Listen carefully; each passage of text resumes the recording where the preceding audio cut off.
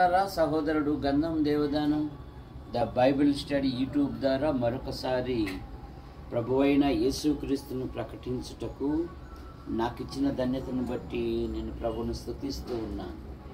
యెషయా గ్రంథం 26వ అధ్యాయము మొదటి 4 వచనాలు.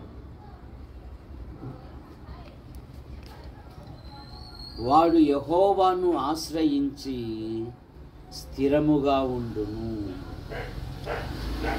విశ్వాస జీవితంలో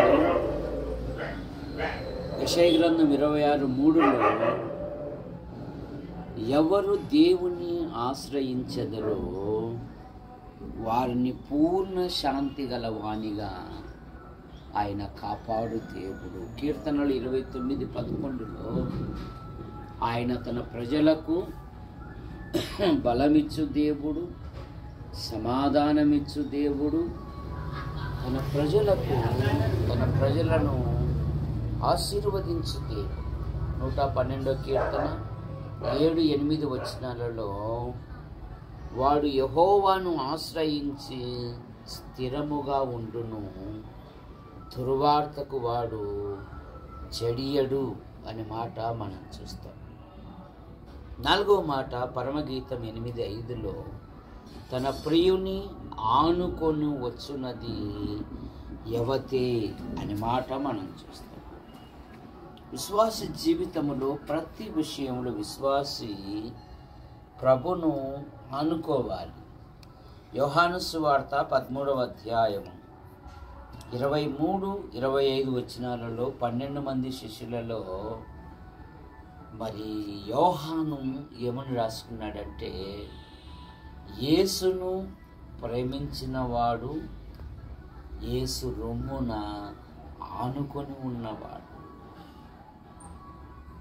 తన పేరు రాసుకోలేదు.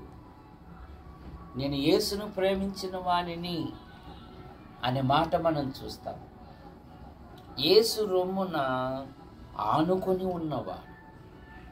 అపోస్తల కార్యాలు 14వ అధ్యాయములో సంఘము ప్రారంభ దినాలలో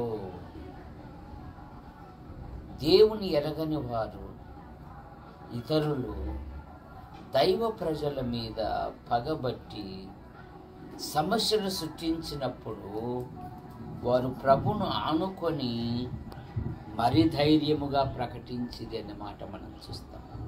అపోస్తల కార్యాలు 14వ అధ్యాయం మొదటి 3 వచనాలలో, ఇర్మీయా గ్రంథం 17వ అధ్యాయము 5-6 వచనాలలో యెహోవాను నమ్ముకున్నవాడు ధన్యుడు, యెహోవా వానికి ఆశ్రయముగా ఉండును అనే మాట మనం చూస్తాం. వాడు జలముల యొద్ద నాటబడిన చెట్టు వలె ఉండును. కానీ దినాలలో చాలామంది ప్రభును ఆశ్రయించకుండా మనుషులను ఆశ్రయిస్తూ ఉన్నారు. బైబిల్ చెప్తుంది కదా, మనుషులను ఆశ్రయించుట కంటే, రాజులను ఆశ్రయించుట కంటే యెహోవాను ఆశ్రయించుట మేలు అనే మాట మనం చూస్తాం. కనుక మన ఆధ్యాత్మిక జీవితంలో విశ్వాసమునకు కర్తయు దాన్ని కొనసాగించువాడైన యేసుక్రీస్తు వైపు చూచుచు మనం ముందుకు సాగాలి. ప్రేమించిన మా తండ్రి, సహోదరుడు గంధం Devadanam the Bible study YouTube ద్వారా వీక్షిస్తున్న ప్రతి వారిని దీవించండి, ఇంటిని దీవించండి, వీడియో తీసిన జాకోబ్ కుటుంబాన్ని దీవించండి. ప్రతి విషయంలో మహిమ పొందమని యూట్యూబ్ ద్వారా వీక్షిస్తున్న ప్రతి వారిని దీవించమని యేసు ప్రభు నామములో ప్రార్థిస్తున్నాము తండ్రి, ఆమేన్.